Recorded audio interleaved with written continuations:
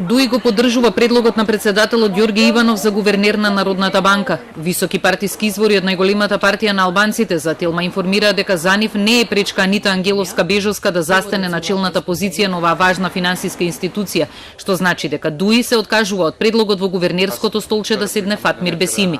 СДСМ експресно даде јасна поддршка за Бежовска, а тоа според очекувањата на координаторот Томислав Тунтев ќе биде потврдено и на утрешната координативна средба.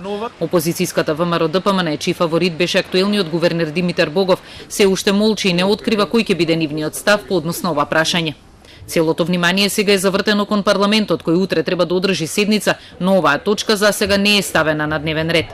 Дел од експертите сугерираа да се искористи последната шанса и да не се остави Народната банка ниту еден ден без гувернер.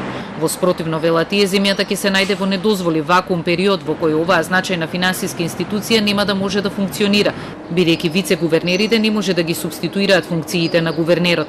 Професорот Никола Поповски пак смета дека изборот е извесен и да не се стравува доколку тоа потрае неколку дена. Доколку не дојде до избор веќе во текот на утрешниот ден, не треба да има никаков страв и да остане Народната банка без гувернер во едните 3-4 дена до изборот на предложениот гувернер. Тоа не е ништо страшно, Новиот гувернер набрзо ќе биде избран и ќе ги извршува сите функции што и онака на гувернерот му припаѓаат.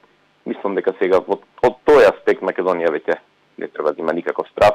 Ние сме пред избора на новиот гувернер, неколку дена не значат буквално ништо. Народната банка е институција која не зависи само од гувернерот, има и други надзорни институции, има вице-гувернери, работите нормално ќе се движат и мислам дека сега влегуваме во поизвестни води.